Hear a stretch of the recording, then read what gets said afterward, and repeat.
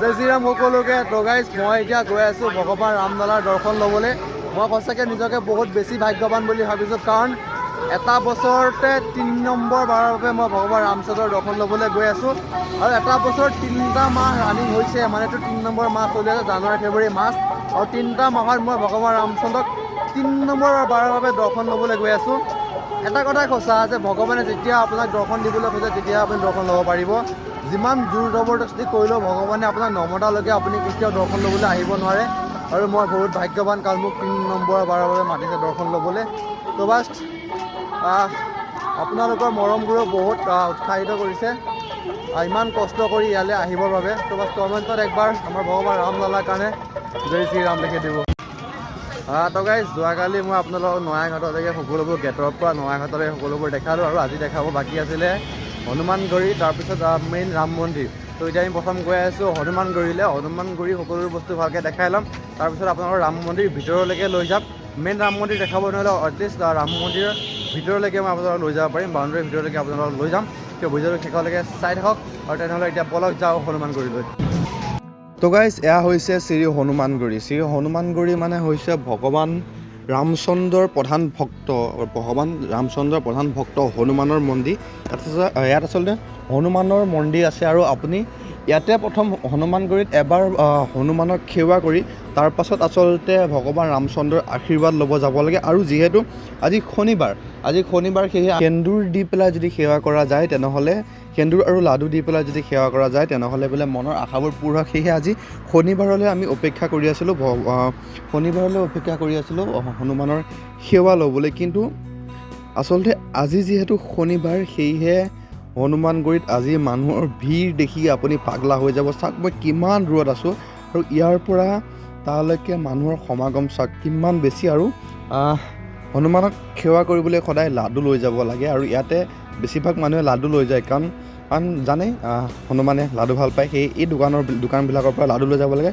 প্ৰত্যেক কিলো 400ৰ পৰা 500 টকাৰ ভিতৰত পাই যাব। আৰু আজি মানুহ দেখি আপুনি পাগলা হৈ যাব, ইমান বেছি মানুহ আজি হনুমানগুৰিত।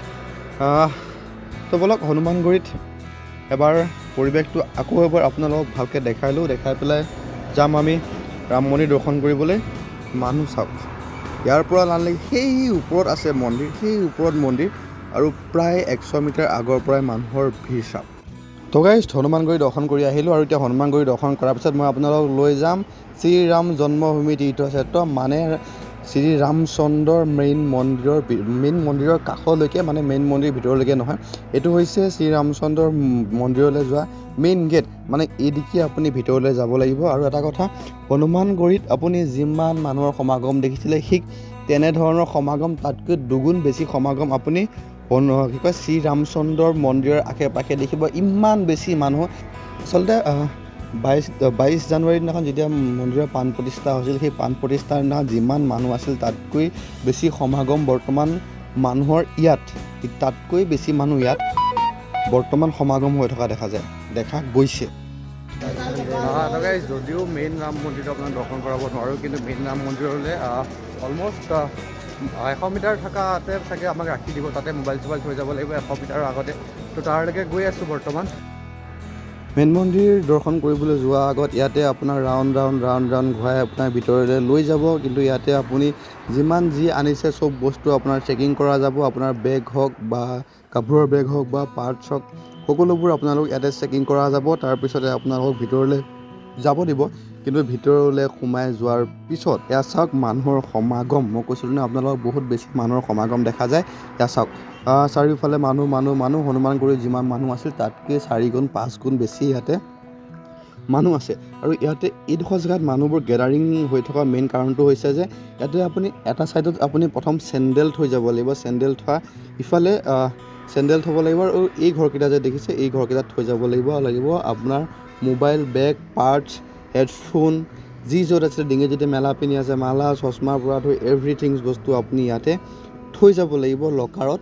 তাৰপিছতে আপুনি মেইন মন্দিৰ দৰ্শন কৰিব পাৰিব। আৰু লকাৰতো আপোনাৰ ইমান মানুহৰ যাম, তাত আপুনি লকাৰত আচলতে বস্তু থ'বৰ কাৰণে লাইন লাগি থাকিব লাগিব। আৰু আপোনালোকে এইটো ভয় খাব নালাগে যে মোৰ বস্তুবোৰ ইয়াতে হেৰুৱাব নেকি। ইয়াত লকাৰত যদি আপুনি বস্তু থৈ যায়, তেনেহ'লে তাৰ পৰা আপোনাক এটা চাবি দিব। সেই চাবিটো আপুনি নিজৰ লগত ৰাখিব। তাৰপিছত যেতিয়া আপুনি মেইন মন্দিৰ দৰ্শন কৰি আহিব, তাৰপিছত সেই লকাৰত যি নম্বৰ চাবি দিয়ে সেই নম্বৰত গৈ পেলাই আপুনি আপোনাৰ লকাৰৰ চাবিটো দি দিব। আপুনি যিমানটা বস্তু দিছে গোটেইকেইটা বস্তু আপুনি সুকলমে ঘূৰাই পাব, চিন্তা কৰিব নালাগে। কিন্তু তাৰ আগত আপুনি এনেধৰণে লাইন লাগিব লকাৰত বস্তু থ'বৰ কাৰণে। আৰু ইয়াৰ পৰা আমাৰ যাত্ৰা সামৰণি হ'ব, কাৰণ ইয়াত বস্তু থোৱাৰ পিছত মোবাইল থৈ যাম যেতিয়া আমি আৰু আগলৈ আপোনালোকক দেখাব নোৱাৰিম। দাদা বাই।